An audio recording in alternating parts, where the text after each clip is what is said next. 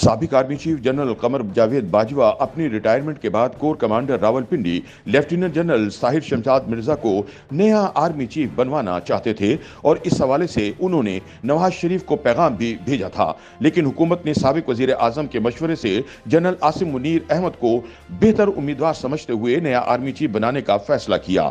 یاد رہے کہ ساحر شمشاد کو جنرل باجوہ کے علاوہ عمران اور لیفٹیننٹ جنرل فیض حمید کے بھی قریب خیال کیا جاتا تھا اور اسی لیے ان لوگوں کی جانب سے آخری لمحے تک ساحر شمشاد مرزا کو نیا آرمی چیف بنانے کی کوششیں جاری رہیں۔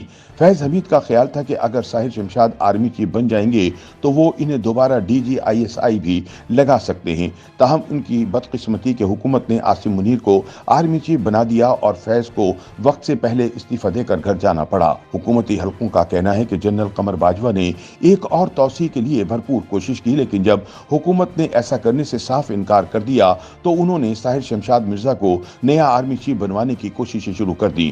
حکومتی حلقوں کا کہنا ہے کہ ساحر شمشاد مرزا کو نیا چیف بنانے کے لیے جنرل باجوہ اور عمران خان ایک ہی صفحے پر تھے۔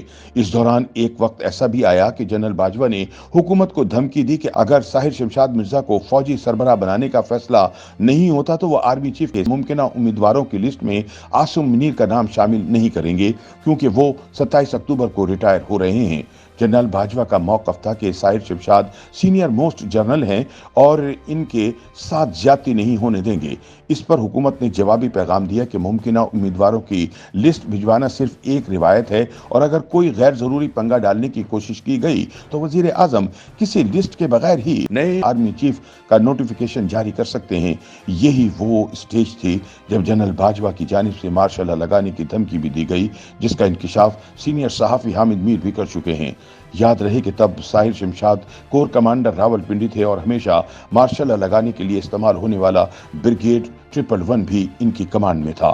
بعد ازاں دونوں جانب کے لوگوں نے مل جل کر GHQ اور حکومت کے درمیان پیچ اپ کروایا اور درمیانی راستہ نکالتے ہوئے یہ فیصلہ ہوا کہ لیفٹیننٹ جنرل ساحر شمشاد کو جنرل ندیم رضا کی جگہ نیا chairman joint chief of staff بنایا جائے گا، جبکہ آرمی چیف عاصم منیر ہی ہوں گے۔ چنانچہ GHQ نے وزیر اعظم ہاؤس کو جو سمری بھجوائی، اس میں عاصم منیر سینیورٹی لسٹ میں پہلے نمبر پر جبکہ ساحر شمشاد مرزا دوسرے نمبر پر تھے۔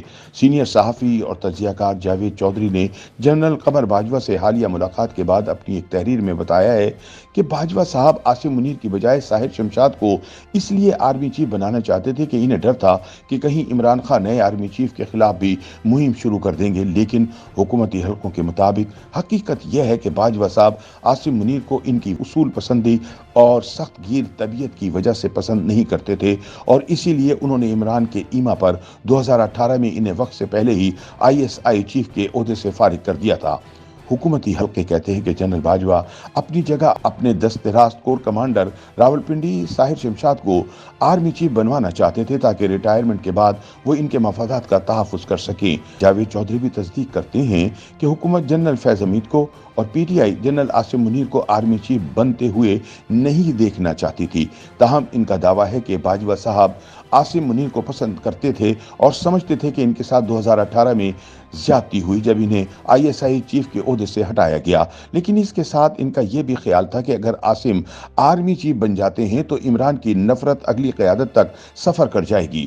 ان کا خیال تھا کہ عاصم منیر کو chairman joint chiefs of staff committee بنا دیا جائے اور جنرل ساحر مرزا کو آرمی چیف بنایا جائے۔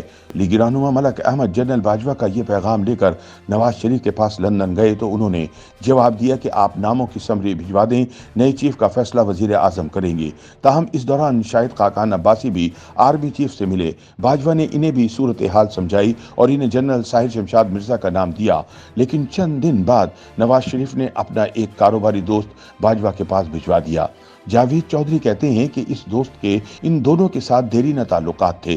اس نے آرمی چیف سے 2 سوال کیے۔ پہلا یہ تھا کہ دونوں امیدواروں میں سے زیادہ دباؤ کون برداشت کر سکتا ہے؟ جنرل باجوہ کا جواب تھا جنرل عاصم منیر۔ باجوہ سے دوسرا سوال یہ کیا گیا کہ عربوں کے ساتھ کس کے تعلقات زیادہ اچھے ہیں؟ جنرل باجوہ کا جواب تھا جنرل عاصم منیر، اور یوں حکومت نے عاصم منیر کو نیا آرمی چیف بنانے کا فیصلہ کر لیا۔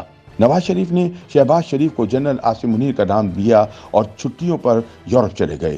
तकर्रुरी से पहले मलक मोहम्मद अहमद लाहौर से ख्वाजा आसिफ को लेकर इस्लामाबाद आए। इमरान खान के धरने की वजह से रावलपिंडी इस्लामाबाद के रास्ते बंद थे। ये दोनों वजीर आजम के हेलीकॉप्टर के जरिए GHQ पहुंचे। उन्होंने बाजवा से आखिरी मशवरा किया और वजीर आजम ने अगली सुबह समरी ऐवान सदर भिजवा दी। वजीर आजम ने इसके बाद सदर आरिफ अलवी को अपना तैयारा दिया। वो लाहौर गए, इमरान को मनाया, नए आर्मी चीफ का ऐलान हुआ और वजीर आजम तुर्की के दौरे पर चले गए। जावेद चौधरी का कहना है कि राब्ता करने पर मलक मोहम्मद अहमद ने अपने हिस्से के वाकयात की तस्दीक कर दी है। YouTube पर गूगली न्यूज देखने के लिए youtube.com की सर्च बार में गूगली न्यूज TV टाइप करें। गूगली न्यूज के पेज पर सुर्ख रंग के सब्सक्रिप्शन वाले बटन पर क्लिक करना ना भूलिए। YouTube पेज पर अपलोड होने वाली वीडियोस से बाखबर रहने के लिए बेल आइकन पर क्लिक कीजिए। आपको हर नई वीडियो के बारे में नोटिफिकेशन मौसूल हो जाएगा।